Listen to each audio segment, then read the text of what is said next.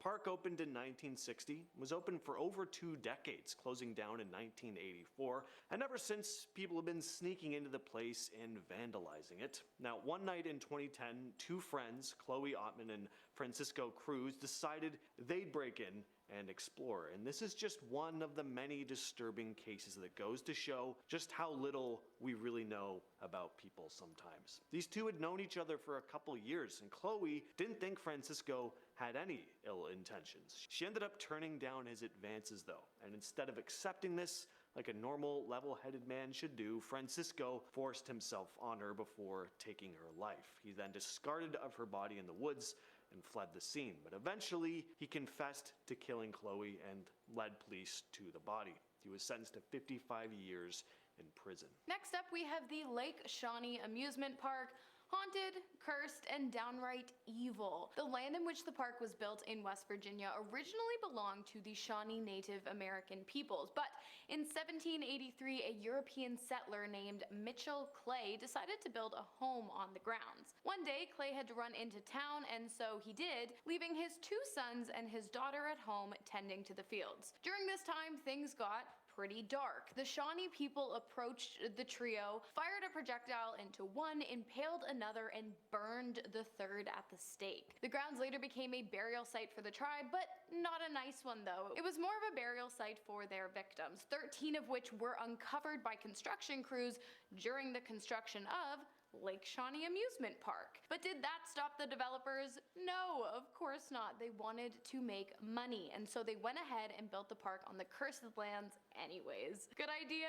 No, not really. During the park's years of operation, 6 mysterious deaths occurred on the grounds. Drownings, crushings, and other freak accidents were among the reasons for the fatalities. Well, that and the fact that the land was clearly cursed. Rocky Point Amusement Park in Rhode Island brought joy to families for a long time, but it will also always be remembered for an incredibly dark incident in 1893. On a bright August morning, Frank Sheffield took his daughter Maggie to the park. They spent the day together and everything seemed fine until something suddenly snapped in Frank's brain. He took Maggie down to the shoreline and killed her, having hit her on the head with a rock. Now, something hadn't been right with Frank for a long time. About a week before his daughter was born, he'd suffered a head injury and just wasn't the same after that. He was unstable, but given the lack of knowledge of brain injuries and mental health at the time, he was never properly treated, and the park stayed open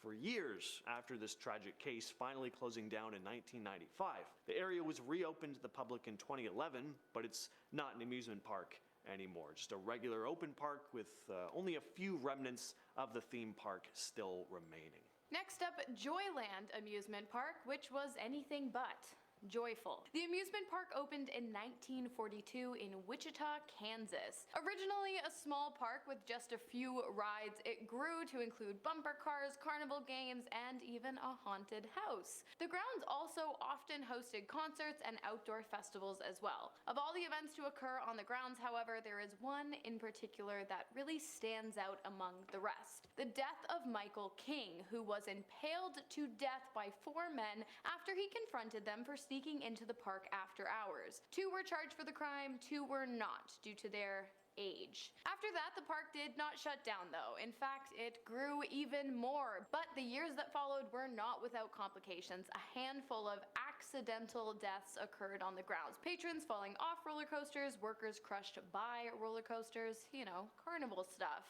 Eventually, after another person plunged to their death after falling off of a Ferris wheel, the park ran into a series of financial issues, obviously, and they eventually shut down in 2004. The grounds sat empty for years until they were purchased in 2018 by